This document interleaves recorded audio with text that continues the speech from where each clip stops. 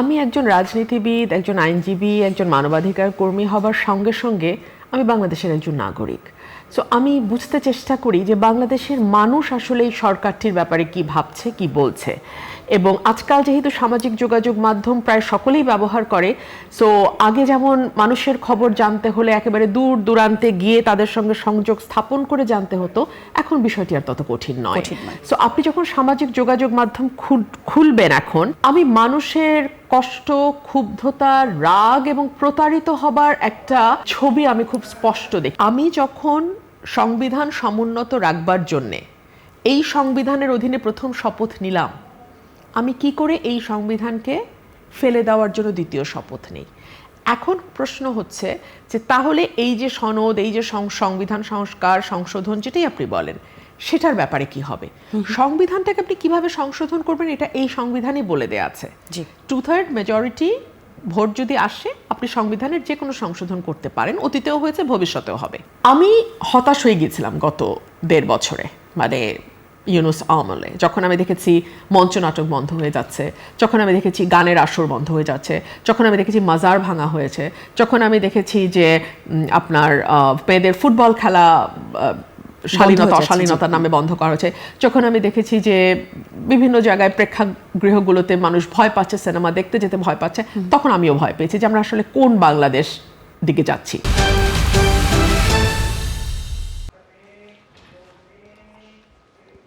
দর্শক, আমন্ত্রণ আপনাদের সবাইকে নতুন বাংলাদেশের আয়োজনে। নতুন বাংলাদেশের আয়োজনে আমরা কথা বলি দেশের রাজনীতি নিয়ে, এবং একটু বলে রাখতে চাই, বাংলাদেশ এবং বাংলাদেশের বর্তমান যে অবস্থা, সেই সব কিছুকে কেন্দ্র করে প্রতিদিনই নতুন নতুন খবর সংগ্রহ করতে চেষ্টা করে সংবাদ মাধ্যম যারা কাজ করে, গণমাধ্যমে যারা কাজ করে তারা, এবং তাদের কাছ থেকে প্রতিদিন আমরা যে খবরগুলো পাই, রাজনীতির খবরগুলোকে বিশ্লেষণ করার জন্যই আমরা নতুন বাংলাদেশের আয়োজনে প্রতিদিন যুক্ত হই।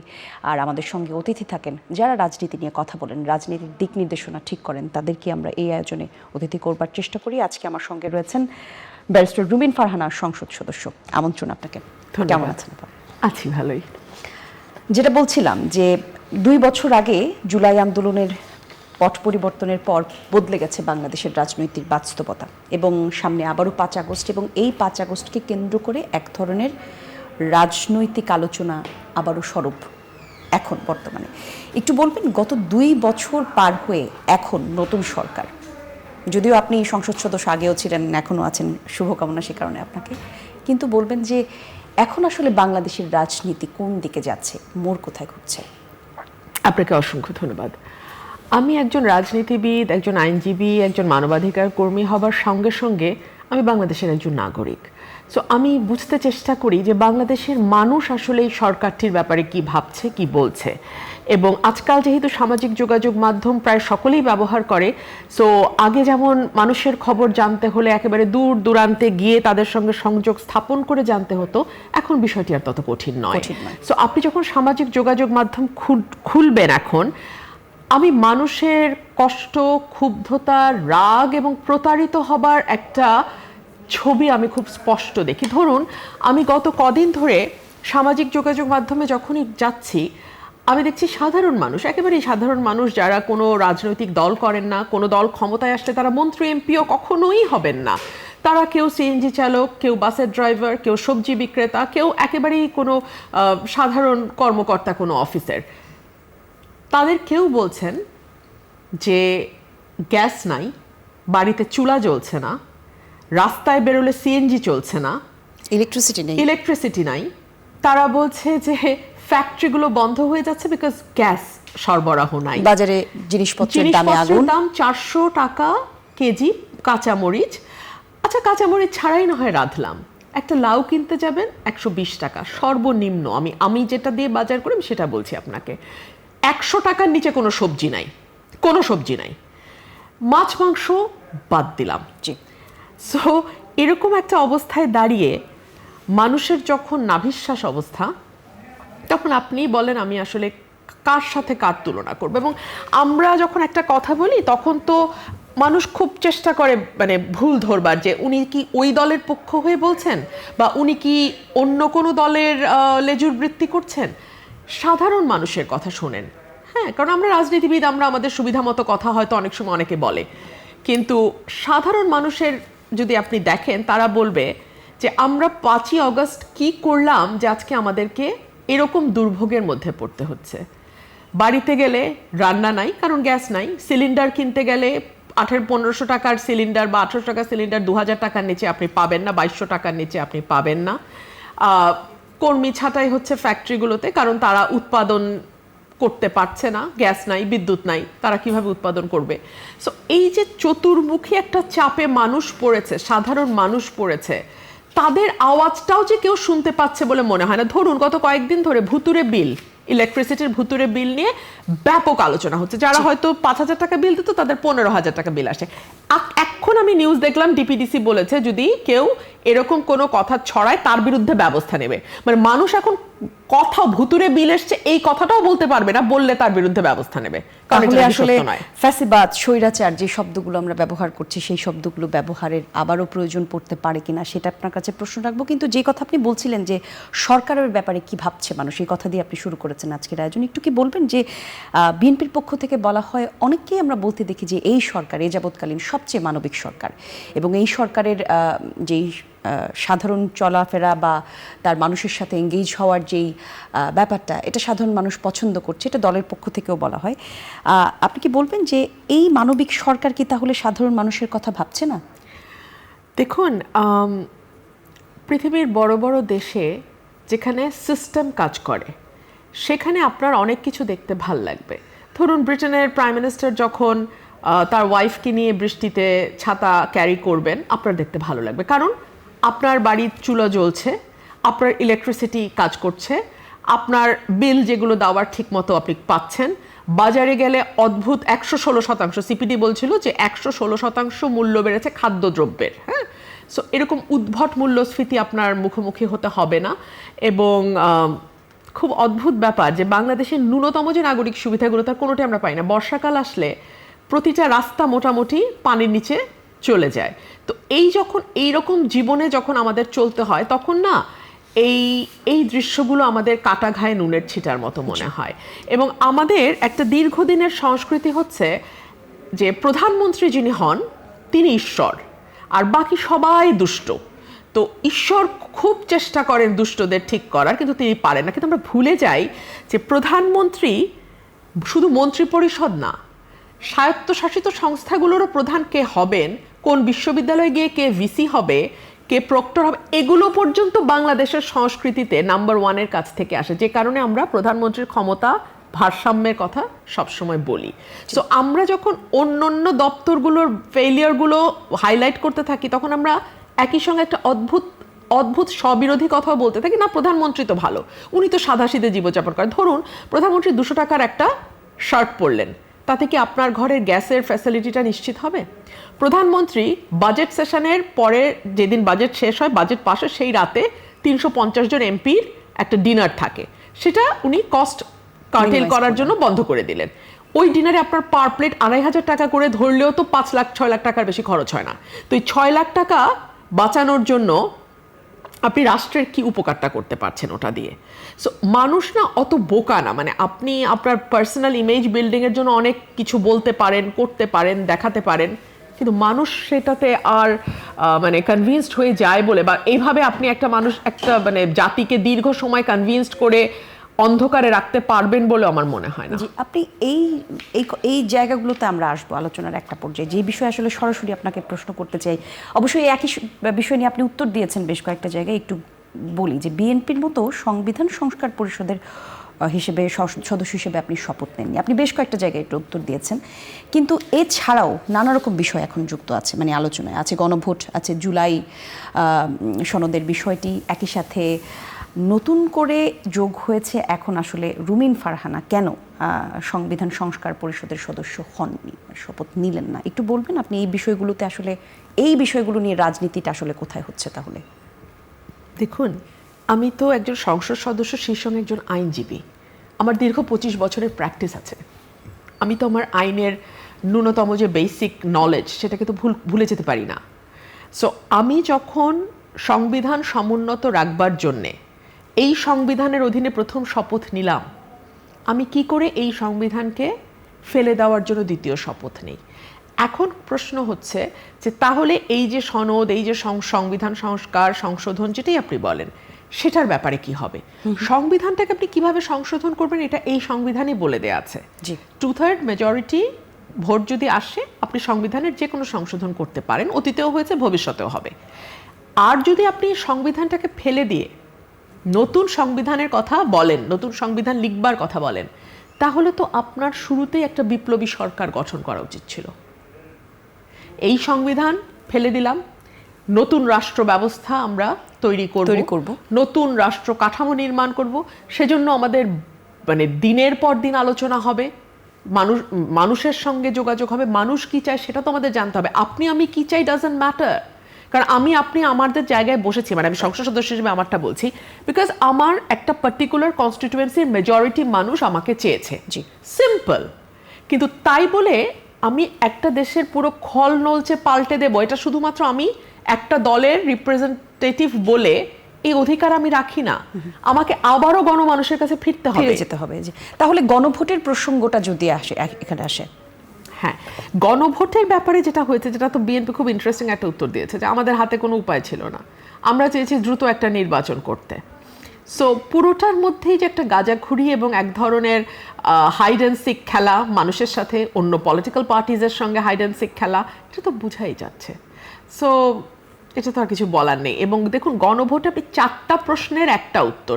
আচ্ছা, আপনি আমাকে বলেন, আমরা আইনজীবী, দীর্ঘদিন আমরা এটার উপর পড়াশোনা করেছি, পাশ করেছি, প্র্যাকটিস করছি, আমাদেরও এই প্রশ্নের মর্মার্থ বুঝতে হিমশিম খেতে হয়। সেখানে গ্রামের যেই মানুষটি নিজের নাম স্বাক্ষর করার চেয়ে টিপসইতে বেশি স্বাচ্ছন্দ্য বোধ করেন, উনি কি করে এই জটিল শব্দ গুচ্ছ বুঝে সেটা হ্যাঁ বা না দেবেন, হ্যাঁ বা নাতে ব্যাখ্যা করবেন? হ্যাঁ বা না সাধারণত আমরা খুব সিম্পল কোয়েশ্চেনে যাই, আপনি কি এটা চান, আপনি এটা চান বা চান না। ফর এক্সাম্পল, আপনি কি রুমিন ফারহানাকে এই পদে দেখতে চান না চান না? হ্যাঁ বা না, ইটস ভেরি সিম্পল, যেটা এভরিওয়ান উইল আন্ডারস্ট্যান্ড। কিন্তু আপনি সংবিধানের কঠিন 4টা বিষয় নিয়ে এসে একটি প্রশ্নের মাধ্যমে, তাও হ্যাঁ এবং না, তাকে জবাব দিতে বলছেন, এটা তো হয় না। আর জুলাই সনদ নিয়ে আপনার কি চিন্তা? দেখুন, জুলাই সনদে মোটামুটি সকল রাজনৈতিক দল অংশ নিয়েছে। অনেকগুলো বিষয় কিন্তু রাজনৈতিক দলগুলোর মধ্যে মতৈক্য হয়েছে, কিছু জায়গায় নোট অফ ডিসেন্ট আছে। সো যেই জায়গাগুলোতে রাজনৈতিক দলগুলো সকলেই একমতে পৌঁছেছে, সেই জায়গাগুলোতে পরিবর্তন আনতে অসুবিধা কোথায়? আচ্ছা, আপনি সেটাও বাদ দেন, জুলাই সনদ। এখন তো সরকার গঠন করেছে বিএনপি। বিএনপির ভিশন 2030টা, যেটা 2016 সালে বিএনপির চেয়ারপারসন বেগম খালেদা জিয়া দিয়েছিলেন, এবং পরবর্তীতে যেটা বর্তমান প্রধানমন্ত্রী জনাব তারেক রহমানও পরবর্তীতে অনেকগুলো জায়গায় দফাওয়ারি, অনেকগুলো জায়গায় সংশোধনের কথা বলেছেন, পরিবর্তনের কথা বলেছেন। সেই জায়গাগুলোর পরিবর্তনীয় বা কি হচ্ছে?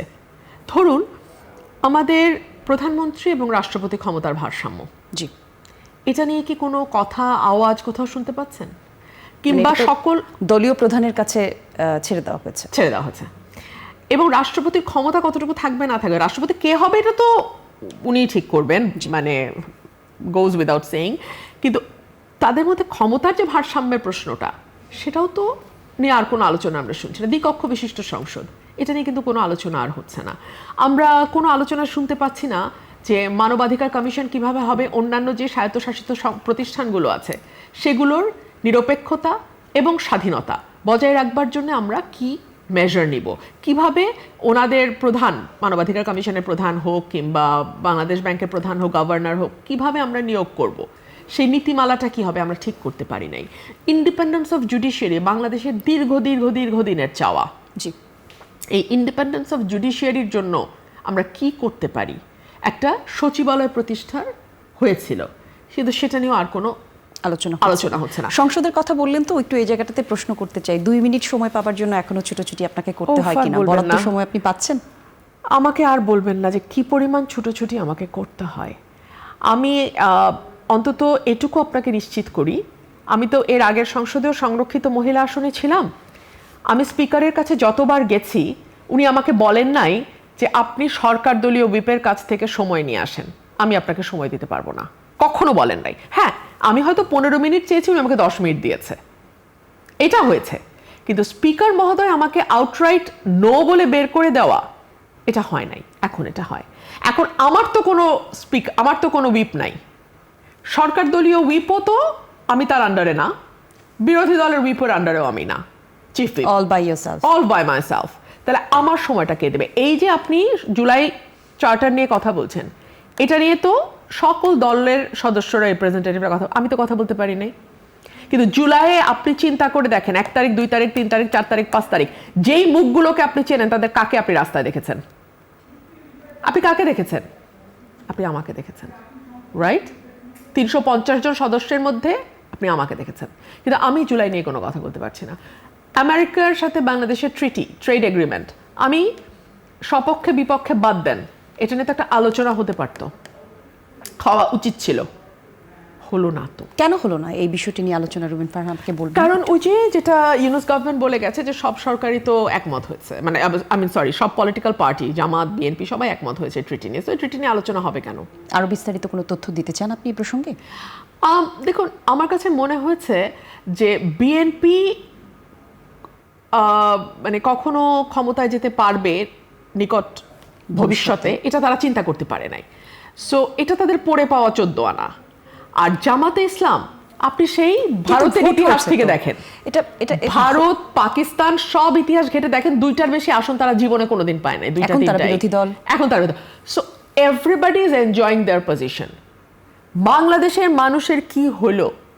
বাংলাদেশকে এখন মানে কয়েক গুণ বেশি মূল্যে আমেরিকা থেকে কিছু কিনতে হবে কি হবে না, এগুলো নিয়ে তো কারো মাথা ব্যথা নাই। বাংলাদেশের মানুষকে নিয়ে, সাধারণ মানুষ কেমন আছে? আপনি আমাকে বলেন, এই যে মব মব মব মব, এই 2 বছরে মব বন্ধ হয়েছে? আপনি আমাকে বলেন, মব কি বন্ধ হয়েছে? এক্স্যাক্টলি 2 বছরের মধ্যে 18 মাস ছিল ইউনুস সরকার, যারা মবের জনক, পালনকর্তা, লালনকর্তা, ব্রিডার, এবং যারা মবকে মানে হতে দিয়েছে এবং পেট্রন করেছে। এরপরে আসলে BNP Sarkar, where is the change? আমরা দেখলাম যে সাবেক উপদেষ্টা মাহফুজ আলম বলেছেন মব জারি রাখতে হবে, নইলে পরে যার যার পিঠের চামড়া থাকবে না। এটা আসলে কোন জায়গা থেকে বলেছেন ধারণা করতে পারেন কিনা? আমি জানি না কিনা? মাহফুজ আলম এটা বলতে পারেন, আমি জানি না। তবে হ্যাঁ, 18 মাসের কথা আমি বলি। 18 মাসের ওই সময়টা ইউনুস সরকারের সময় তাদের তো কোনো দল ছিল না, কিন্তু তাদের ক্ষমতার আকাঙ্ক্ষা ছিল। তাদের কোনো ভোট চাওয়ার মতন, 300 এমপি হওয়ার মতন পার্টি ছিল না, তা নির্দলীয়, কিন্তু তাদের 5 বছর রান করার ইচ্ছা ছিল। সো বিভিন্ন সময় বিভিন্ন ইস্যুকে সামনে এনে একটা অরাজকতা তৈরি করা, যেটা তারা করতে চাইছে কিন্তু করতে পারবে না, ভাবছে প্রেশার আসবে, তখন মব লেলিয়ে দেওয়া, এই কাজগুলো তারা করেছে। আর বিএনপিকে আমার কাছে মনে হয় ননশেনেন্ট। ওরা আসলে মানে ওরা বুঝতেই পারছে না যে ওরা আসলে এতদিন মারধর খাওয়ার পর ক্ষমতায় গেছে তো, এবং খুব যে একটা মানে তাদের কোনো বিরাট কন্ট্রিবিউশন হয়েছে বা তারা একটা খুব সহি পথে আন্দোলন করে ক্ষমতায় যেতে পেরেছে, ব্যাপারটা তেমনও না। সো তাদের কাছে এটা একটা মানে পড়ে পাওয়া 14 আনার মতন। প্রতিদিন ঘুম থেকে উঠে একজন চিন্তা করে, আরে আমি তো মন্ত্রী, আরে আমি তো প্রধানমন্ত্রী, আরে কি সে থেকে কি হয়ে গেল, কোথা থেকে কি হয়ে গেল, জুম মিটিং থেকে এখন সরকার প্রধান। সো এই যে একটা এটার সাথে অ্যাডজাস্টেড হওয়া, এই ওয়েদারের সাথে অ্যাডজাস্টেড হওয়া, মানে weather means the political weather. হ্যাঁ, দীর্ঘ সময় হতাশার মধ্যে থাকার পর যখন অ্যাব্রাপ্টলি সব বদলায় যায়, আপনি যদি এখন সকাল উঠে দেখেন আপনি বেহেশতে, আপনি তো আসলে বেহেশতের সাথে অ্যাডজাস্ট হতে আপনার টাইম লাগবে অনেক। সো বাংলাদেশের রাজনীতি এমন যেখানে সরকারে যে থাকে সে বেহেশতে থাকে, সে বেহেশতে থাকে। সো সেই কারণে একেবারে টপ থেকে শুরু করে আমাদের ওয়ার্ড নেতা পর্যন্ত এক একজনের মানে এখনো মানে ঘুম থেকেই তারা জাগতে পারে নাই যে তারা যে মানে কি বলবো, মানে পাওয়ার কামস উইথ রেসপন্সিবিলিটি, এইটা তাদের বুঝবার বা এটা ধারণ করবার মতন অবস্থাতেই তারা নাই। আপনি তো আসলে লম্বা সময় বিএনপিতে ছিলেন, আপনি একাই বলা চলে সংসদে বিএনপির স্পোক পারসন হিসেবে লম্বা সময় কথা বলে যাচ্ছেন, তার প্রমাণ গণমাধ্যম থেকে শুরু করে ইন্টারনেট, সোশ্যাল মিডিয়া সব জায়গাতে আছে। আপনি যদি বিএনপি থেকে বের না হতেন তখনও কি আপনি এভাবে সরব থাকতেন, এই কথাগুলো বলতেন? হ্যাঁ, বলতাম।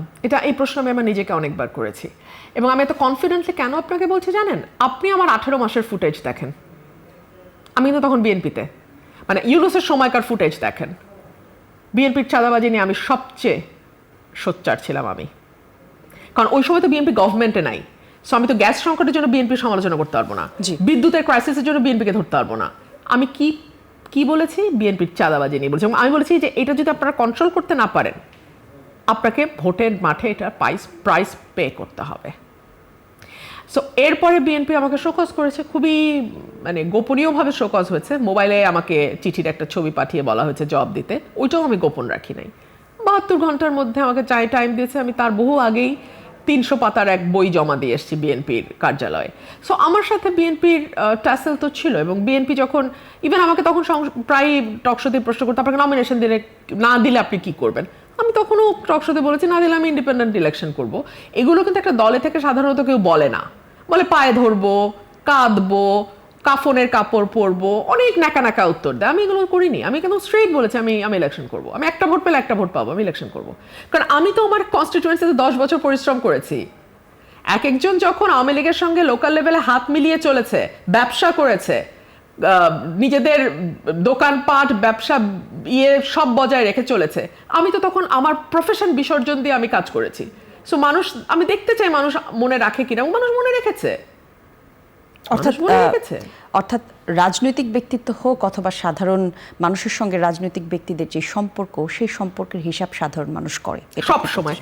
আমি অন্তত এখন পর্যন্ত তাই দেখেছি। থাকুন আমাদের সঙ্গে, একটা বিরতি নিয়ে আবার আলোচনায় ফিরতে চাই। দর্শক, নতুন বাংলাদেশ দেখছেন, আমাদের সঙ্গে ব্যারিস্টার রুমিন ফারহানা আছেন। কথা বলবো আরো বিরতির পর। দেখছেন নতুন বাংলাদেশ। দর্শক, আরও একবার আমন্ত্রণ যারা এখন যুক্ত হয়েছেন, আজকে আমাদের অতিথি ব্যারিস্টার রুমিন ফারহানা, সংসদ সদস্য। কথা বলছিলাম আমরা তার সঙ্গে, আলাপের বিষয় আসলে সমসাময়িক রাজনীতি, বিভিন্ন বিষয় নিয়ে কথা বলতে চাই। ব্যারিস্টার রুমিন ফারহানা, আমরা কথা বলতে চাই তরুণ রাজনৈতিক দল এনসিপির পুরো বিষয়ে। এখন আসলে কথার এক ধরনের রাজনীতি আমরা চলছি, পুরো রাজনীতির মাঠ উত্তপ্ত, কারা বড় কারা ছোট, কি শালীন কি অশালীন। রাজনীতিতে বক্তৃতা, কথার, এগুলোর শালীনতা আদৌ কিছু আছে কিনা? আমি 24-এর আগে বা 5ই অগস্টের আগে যখন দেয়াল লিখনগুলো দেখেছি, বলতে বাধা নেই, মুগ্ধ হয়েছি। যে একটা খুব চমৎকার লাইন ছিল নজরুলের, যে ধর্মের সঙ্গে রাজনীতিকে মিলায়ও না, শেষমেশ কি তোমরা রাধাচূড়াকে কি জানি একটা সেলিম চূড়া না এরকম একটা কিছু ডাকবা, ফাতেমা চূড়া ডাকবা। এত সুন্দর কথাটা। আর যখন 5ই অগস্ট হয়ে গেল, অভ্যুত্থান হয়ে গেল, তারপর আমরা রাজনীতির মিছিলে যে ভাষা দেখলাম, কারো বাড়ির সামনে প্রতিবাদ করবার নামে মব করে তখন যেই ভাষা শুনলাম, এবং রাজনীতিতে হিরো হিসেবে চালিয়ে দেবার একটা চেষ্টা কোনো কোনো ব্যক্তিকে করা হয়েছে, যারা বিখ্যাতই হয়েছেন তাদের অশ্রাব্য অশালীনতম ভাষার জন্য। এই ভাষা রাজনীতি আপনি সরিয়ে রাখেন, আপনি কি এই ভাষা কোনো নাটকের সংলাপ হিসেবে দিতে পারবেন?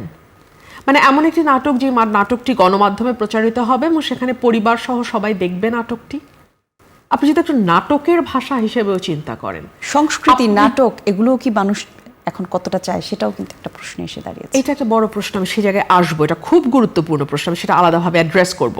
কিন্তু আপনি যেহেতু রাজনীতির ভাষা বলছেন, রাজনীতির মতন একটা বিষয় যেখানে একই সঙ্গে আপনার মেধা, আপনার শিক্ষা, আপনার পারিবারিক শিক্ষা, আপনার মানে একটা সার্বিক আদর্শ হয়ে উঠবার যে একটা বিষয় জড়িত, ওতপ্রোতভাবে জড়িত, সেরকম একটা ক্ষেত্রে যে মিছিলে এই ভাষা ব্যবহার করা যায়, স্লোগানে এই নোংরা গালি দেয়া যায়, কিংবা পরস্পরকে আক্রমণের সময় এত খারাপ ভাষা ব্যবহার করা যায়, এটা পৃথিবীর কোথাও হয়নি, বিশ্বাস করেন, কোথাও হয়নি।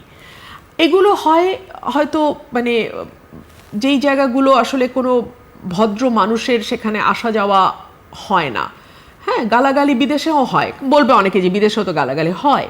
কখন হয়? রাতের বেলা যখন পাবগুলোতে মারামারি হয়, তখন এক মাতাল আরেক মাতালকে গালি দেয়, এবং তাদের দুই মাতালকে ধরে যখন বাউন্সার বাইরে ফেলে দেয়, তখন হয়তো লাস্টে একটা গালি দিয়ে ফেলে দেয়। কিন্তু এগুলো আসলে মানে একটা ফর্মাল জায়গায়, কখনো সভ্য সমাজে মানে এগুলো হয় না, কিন্তু হয়েছে। এখন আপনি যে প্রশ্নটি করলেন, নাটক, সিনেমা, গান, নাচ, আমি হতাশ হয়ে গিয়েছিলাম গত 1.5 বছরে, মানে ইউনুস আমলে, যখন আমি দেখেছি মঞ্চ নাটক বন্ধ হয়ে যাচ্ছে, যখন আমি দেখেছি গানের আসর বন্ধ হয়ে যাচ্ছে, যখন আমি দেখেছি মাজার ভাঙা হয়েছে, যখন আমি দেখেছি যে আপনার মেয়েদের ফুটবল খেলা শালীনতা অশালীনতার নামে বন্ধ করা হয়েছে, যখন আমি দেখেছি যে বিভিন্ন জায়গায় প্রেক্ষাগৃহগুলোতে মানুষ ভয় পাচ্ছে, সিনেমা দেখতে যেতে ভয় পাচ্ছে, তখন আমিও ভয় পেয়েছি যে আমরা আসলে কোন বাংলাদেশ দিকে যাচ্ছি। এরপরে গত 6 মাসে সরকার আসবার পরে প্রত্যেকে আশা করেছিল অবস্থার পরিবর্তন হবে, এমনকি বাংলাদেশের চলচ্চিত্র সেন্সর বোর্ড যে সিনেমাটাকে রিলিজ করেছে, 13 বছর হলে আপনি সিনেমাটা দেখতে পারেন, বনলতা এক্সপ্রেসের কথা আমি বলছি, সেটা নিয়েও ব্রাহ্মণবাড়িয়াতে আমাকে মানববন্ধন করতে হয়েছে। তারপরেও কিন্তু সিনেমাটা সেখানে সম্প্রচারিত হয়নি। সম্প্রচারিত হয়েছে ফরচুনেটলি। এটা কোনো ব্রাহ্মণবাড়িয়া কিন্তু কোনো প্রেক্ষাগৃহ নয়, ওটা ভেঙে ফেলেছে মৌলবাদীর আগেই। হ্যাঁ, সো ওটা একটা স্টুডেন্টদের প্রাইভেট উদ্যোগ ছিল, মাঠে করবে, পরের দিন ওরা মাঠে করতে পেরেছে, মানে ইটস এ গুড নিউজ যে ওরা পেরেছে, কিন্তু তার জন্য আমাকে রাস্তায় দাঁড়াতে হয়েছে। এবং সরকার আটগাড়ি পুলিশ পাঠিয়ে ওর সিনেমা বন্ধের পক্ষে কাজ করেছে।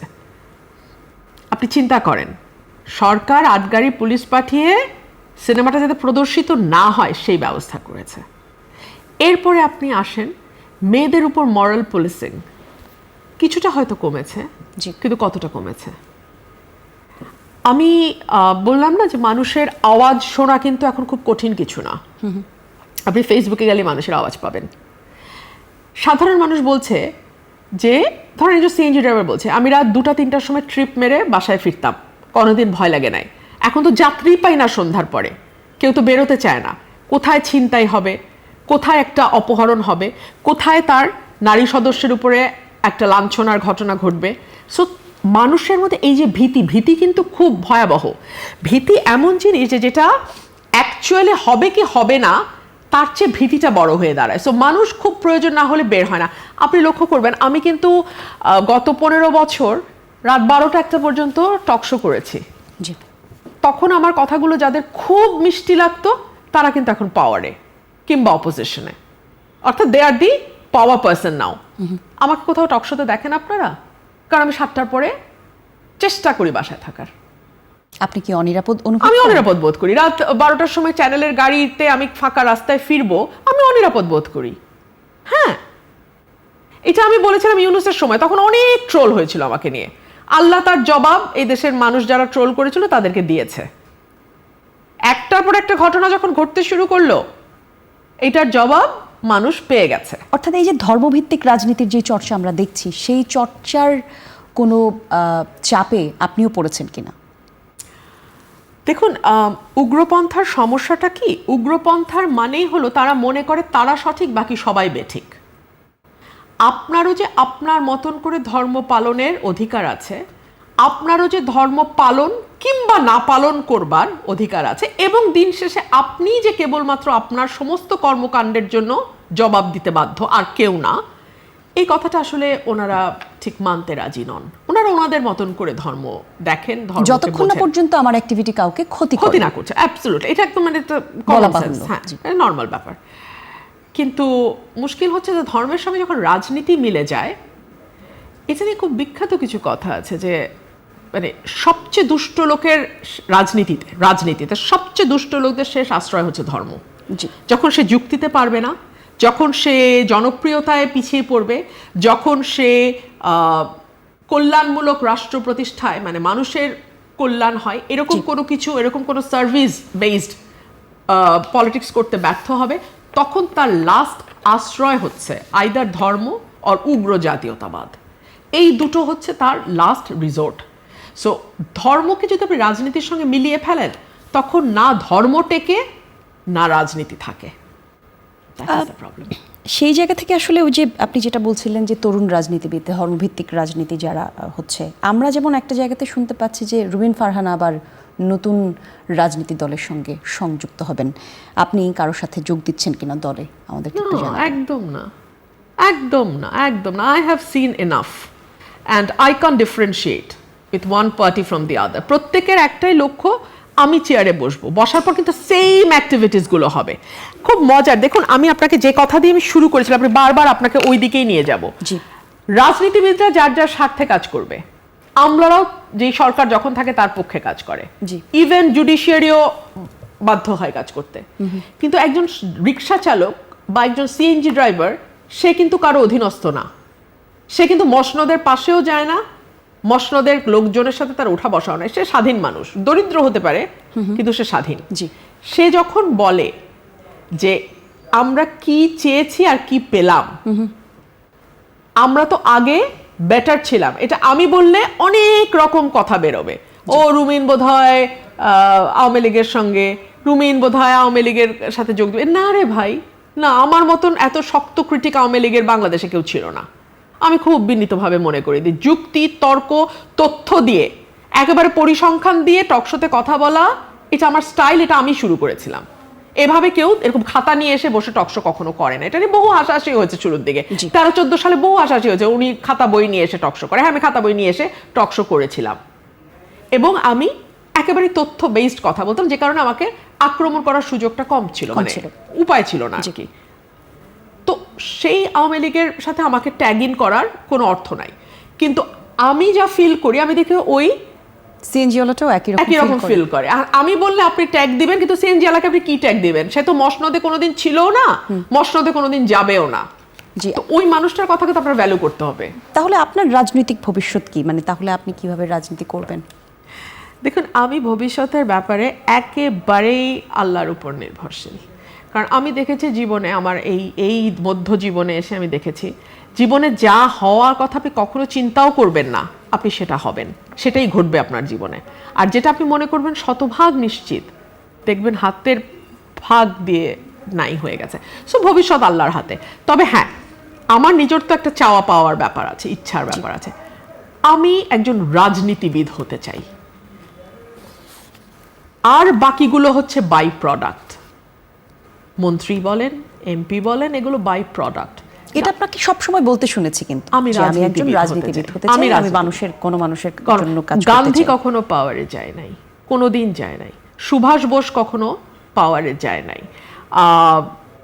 মৌলানা ভাসানী কখনো পাওয়ারে যায় নাই। পাওয়ার তাদের অ্যাট্রাক্টিভ করে। কিন্তু আমাদের এই দেশে তো টিকে থাকা কঠিন হয়ে যায় যখন আপনি পাওয়ারের কাছাকাছি না থাকেন। আমার জীবন তো অনেক 2/3 শেষ, আর কি, আর অল্প, আর 1/3 বাকি। আল্লাহ পার করে দিবেন।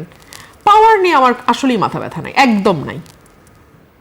সেক্ষেত্রে মানে আপনাকে, আপনি যেই রাজনীতিটা করছেন এখন, আসলে বলা হচ্ছে সরকার দলের ছাড়া বাকি যেই সংসদ সদস্য, তারা আসলে বরাদ্দ, সরকারি বরাদ্দ এরকমভাবে পাচ্ছেন না। আপনি যেই প্রতিশ্রুতিগুলো দিয়েছেন আপনার এলাকাতে, সেগুলো তাহলে কিভাবে পূরণ করবেন? কেমন পাচ্ছেন বরাদ্দ, সে বিষয়টা যদি একটু বলতেন। বরাদ্দ কম পাচ্ছি, বরাদ্দ প্রায় পাচ্ছিই না। এবং ওই মন্ত্রণালয়ে ঘুরে মন্ত্রীদের হাতে পায়ে ধরে বোধহয় কিছু কাজটা জানা যায়, সেগুলোও আসলে করছি না। হাতে পায়ে ধরা তো আর সম্ভব না, গিয়ে হয়তো বলতে পারি, বললে কতটুকু শুনবে মন্ত্রীরা আমি তাও জানি না। আর এসব কারা মন্ত্রী হয়েছে দেখে কোনোদিন 15 বছরে দেখিও নাই। সো এদের সাথে যে আমার ম্যাক্সিমামের সাথে, সরি নট যে কাউকেই মন্ত্রীদের দেখি নাই, বাট ম্যাক্সিমাম মন্ত্রীকে আমি জীবনে দেখি নাই। সো এদের সাথে আবার পরিচিত হয়ে গিয়ে কথা বলাটা লিটল ডিফিকাল্ট ফর মি। যাদেরকে কথা দিয়েছেন এলাকাতে, সেই প্রতিশ্রুতিগুলো কিভাবে তাদেরকে একটা বিষয় বুঝতে হবে যে অনেক সময় বৃহত্তর স্বার্থের দিকেও তাকাতে হয়।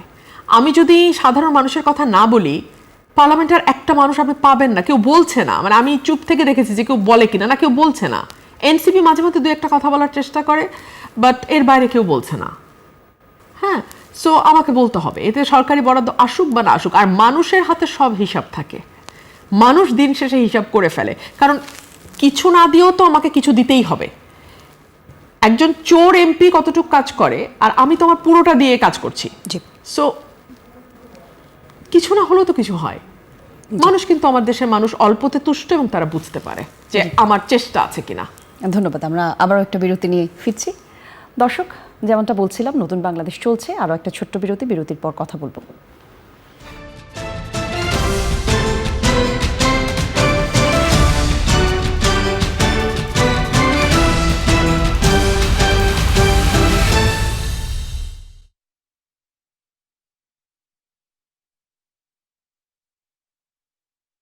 আপনারা দেখছেন নতুন বাংলাদেশ। দর্শক, আমি জান্নাতুল কলি আপনাদের সঙ্গে আছি, এবং আজকে আমাদের অতিথি সংসদ সদস্য ব্যারিস্টার রুমিন ফারহানা। সময় আমাদের কাছে খুব বেশি নেই, কিন্তু যে বিষয় নিয়ে কথা না বলে আপনাকে আজকে ছাড়তে চাই না, সে বিষয়টি হচ্ছে আওয়ামী লীগের পুনর্বাসন এবং শেখ হাসিনার দেশে ফেরা।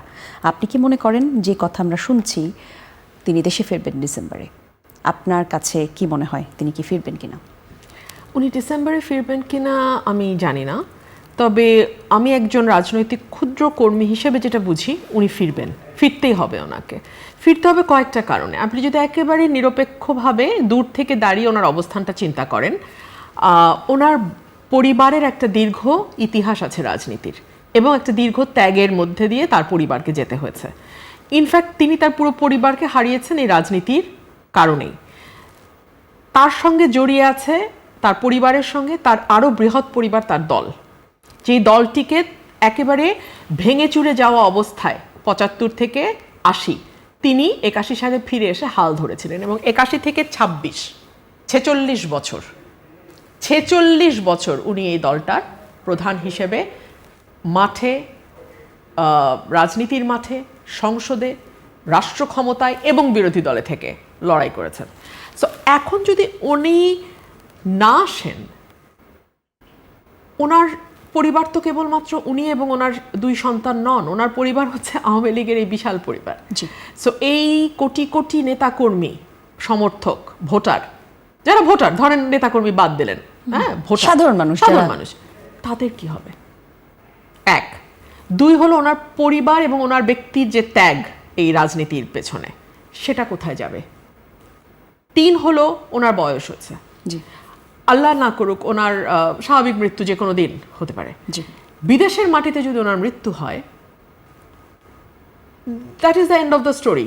মানে ওনার রাজনৈতিক জীবন, ওনার দলের ভবিষ্যৎ সবকিছুর উপরে that will be the last nail in the coffin. So আমার মনে হয় এগুলো আমি যেমন মানে দূর থেকে দেখে হিসাব করি একজন রাজনৈতিক কর্মী হিসেবে, আমি চিন্তা করেছি আসা না আসার মধ্যে ইয়েটা কি, উনিও নিশ্চয়ই করেন। আর উনি ফিরে আসলে সবচেয়ে বেকায়দায় কারা পড়বে আপনি বলেন তো? এটা আমি আরো ৯ মাস আগে বলেছিলাম, সবচেয়ে বেকায়দায় পড়বে সরকার, সবচেয়ে বেকায়দায়। আজকেই স্বরাষ্ট্রমন্ত্রী বলেছেন যে ৫ই আগস্ট ঘিরে যে তৎপরতা আওয়ামী লীগ করতে চায় সেই মুরুদ আওয়ামী লীগের নেই। আপারে ৪ আগস্ট ২০২৪ বিএনপিরও মুরদ ছিল না। এরকম বড় বড় দল দেখলে মনে হয় আরে কিচ্ছু নাই কিচ্ছু নাই, কোত্থেকে যে বেরোবে এটা হিসাব করে পাবেন না। আপনি আমাকে বলেন না, এই আপনারাই আর আমরা তো একই জায়গায় বহু বহু বহু স্টক শো করেছি। ৪ আগস্ট ২০২৪ বিএনপি কই ছিল? কই ছিল? তো সুতরাং নাইটাই এগুলো বলা যায়, হাসিনাও বহু বলছে বিএনপি নাই, এগুলো বললে শান্তি লাগে, শান্তি পাওয়ার জন্য বলে, ওটা কোনো অসুবিধা নেই, পলিটিক্যাল রেটরিক। যদি নাই থাকে তাহলে আর শো ন্যারেজ দেখায় দেখায় সব কর্মীকে ভিতরে রাখতে হয় কেন? তাহলে ৫ জনের মিছিলে ৫০০ জনের নামে মামলা হয় কেন? কেন আমার এলাকায় যেই ছেলেটা হয়তো দল কোনোটাই করে না, হাসের ইলেকশন করেছে আমার সাথে, তার নামও আওয়ামী লীগের মধ্যে ঢুকায় দিয়ে মামলা দিতে হয়? এত ভয় কেন সরকারে যদি আওয়ামী লীগ কোথাও নাই থাকে? তো ওগুলোর জব আমি দিতে চাই না। আর স্বরাষ্ট্রমন্ত্রীর বরং ফোকাস করা উচিত ওনার নিজের মন্ত্রণালয়ের। সবচেয়ে খারাপ অবস্থা স্বরাষ্ট্রের। উনি তো ডিফ্যাক্টো প্রধানমন্ত্রী হয়ে মনে করতেছেন যে বাংলা মানে যতগুলো মন্ত্রণালয় আছে সবগুলোর দায়িত্বে উনি, ব্যাপারটা এরকম না। ওনার মন্ত্রণালয় কিন্তু ডুবে গেছে। He better focus on his own মন্ত্রণালয়। তো যাই হোক, আমি যেটা বলতেছিলাম যে ওনার এই সকল কিছুর হিসাব ওনার কাছেও নিশ্চিত আছে, এবং উনি যদি ফিরে আসে সবচেয়ে বেকায়দায় পড়বে সরকার। না পারবে ফাঁসি দিতে, না পারবে কারাগারে নিয়ে নিরাপদ অবস্থায় রাখতে। এই জায়গায় একটু আপনাকে কাটলাম, ফাঁসির কথা বললেন তো, এনসিপির নাহিদ ইসলাম আজকেই বলেছেন যে শেখ হাসিনা বিমানবন্দরে নামার পর সরাসরি তাকে ফাঁসির কাস্টে ঝোলানো। শুনেন, রাজনীতি তো একটু হুঙ্কার টুঙ্কার না দিলে তো হয় না। নেতাকর্মীদের একটু চাঙ্গা রাখতে হয়। নেতা না হয় আছে 10টা আর কর্মী না হয় আছে 5টা, 15 জনকে তো চাঙ্গা রাখতে হবে। সেটা নিয়ে আমার কোনো বক্তব্য নাই। আমি সাধারণ মানুষের কথা শুনতে চাই, সাধারণ মানুষ কি বলে কি ভাবে। আপনারাও কান পাতেন, আমি পলিটিক্যাল পার্টি সবগুলোকে বলবো আপনারা কান পাতেন, আপনারা দেখেন সাধারণ মানুষ কি বলে। আমার কথা আপনাদের তিতা লাগবে, আমাকে আপনারা খারিজ করে দিতে পারেন, ট্যাগ দিতে পারেন, অমুক তমুক বলতে পারেন, গালাগালি করতে, আমার কিচ্ছু যায় আসে না। হাসিনার আমলে আমাকে বহুত গালি খাইতে হয়েছে, আমার কিচ্ছু যায় আসে না। কিন্তু মানুষ কি বলে এটা কান পাতেন। কেন পাতেন? আমি এনসিপিকেও বলবো, বিএনপিকেও বলবো, জামাতকেও বলবো, কারণ মানুষকে ঘিরে আপনাদের কাজ। আর আওয়ামী লীগকেও বলবো কান পাতেন, মানুষ কি বলে বোঝার চেষ্টা করেন। আপনারা যে যখন ক্ষমতায় থাকে সে কিন্তু মানুষের পালসটা বুঝতে পারে না বলেই 5ই আগস্টের মতো ঘটনা ঘটে। তো সে কারণে আমি বলবো প্রত্যেকটা রাজনৈতিক দলকেই মানুষ কি বলে শোনেন, গণপরিবহন ব্যবহার করেন, রাস্তায় হাঁটেন, দুটো মানুষের সাথে কথা বলেন, আর কিছু না হোক ফেসবুকে দেখেন অনেক ছোট ছোট ছোট ছোট মোবাইল জার্নালিস্ট আছে, তারা কিন্তু ঠাস করে একে তাকে ধরে বাইট নেয়, কথা শোনে। সাধারণ মানুষ যারা দরবারের সঙ্গে যুক্ত না, দরবারহীন মানুষের কথা শোনেন, তাহলে বুঝতে পারবেন মানুষ কি চায়। অনেক ধন্যবাদ আপনাকে। আমরা একদম অনুষ্ঠানের শেষ পর্যায়ে চলে এসেছি। আপনার সময়ের জন্য ধন্যবাদ জানিয়ে অসংখ্য ধন্যবাদ। দর্শকদেরকে বলতে চাই, যারা সঙ্গে ছিলেন আপনাদেরকেও ধন্যবাদ। দেশ এবং গণমানুষের কথা আমরা ভাবি, আমরা বলতে চাই, আর সে কারণেই আমাদের এই আয়োজন। দর্শক, প্রতিদিন রাত 9টায় দেখার আমন্ত্রণ জানিয়ে আজ বিদায় নিচ্ছি। ধন্যবাদ।